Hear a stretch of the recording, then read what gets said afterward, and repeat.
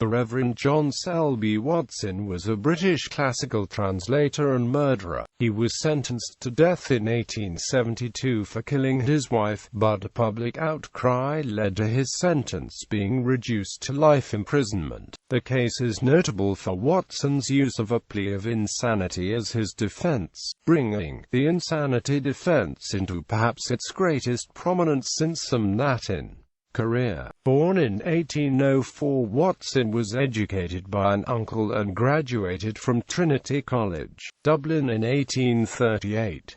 He was ordained deacon to the Bishop of Ely in 1839 and married Anne Armstrong in January 1845 at St Mark's, Dublin. Due to his poverty, Watson had been engaged to Anne for quite a number of years before they could marry. He moved to London in 1844, where he became the headmaster of Stockwell Grammar School. Because of falling pupil numbers, he was laid off in 1870.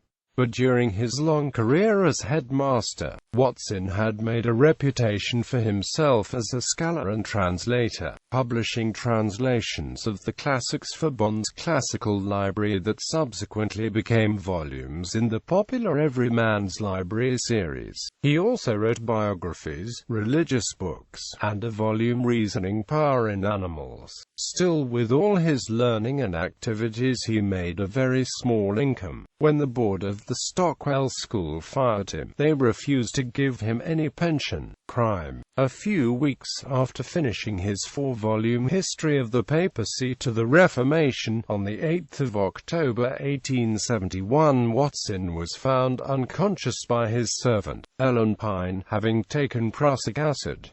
2 notes were found. One addressed to Pine contained her wages.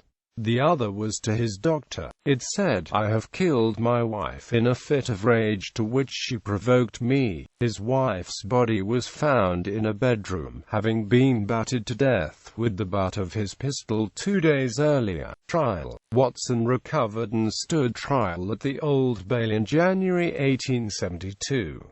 Despite a history of arguing with his wife, Watson did not argue provocation. Instead, he pleaded insanity, as his counsel put it, an antecedent improbability in the deed which would lead everyone in the first instance to seek an explanation in insanity. The judge, Mr. Justice Biles, opposed this excuse strongly in his summing up. After deliberating for an hour and a half, the jury found him guilty of murder, but with a recommendation that mercy be shown because of his age and previous character. Biles, however, sentenced him to death. After the trial, many affidavits from doctors were presented testifying to Watson's insanity at the time of the murder. Biles then changed his mind and told the Home Secretary that the medical evidence presented at the trial suggested that this is not a case in which the sentence should be carried out. Quote, "After more investigation, the Home Office decided that some imprecise mental unsoundness had been present and commuted the sentence to life imprisonment, due to no obvious signs of madness."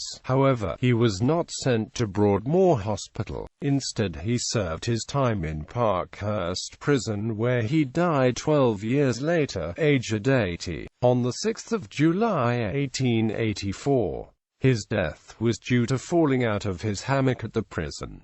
In the words of Martin J. Weiner, the incongruity of the offense and the lack of any lesser defense pushed the system to a controversial finding of temporary insanity to prevent the unedifying spectacle of the hanging of a clergyman of the Church of England. In a sense, in Watson's case, provocation had been reconceived as temporary insanity. The crime became the basis for the 1984 speculative historical book Watson's Apology by Beryl Bainbridge. Original works: The Life of George Fox, the founder of the Quakers.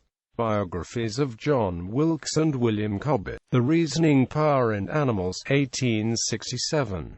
Translations: Conspiracy of Catiline and the Jugurthine War by Sallust. On the Nature of Things by Lucretius Carus.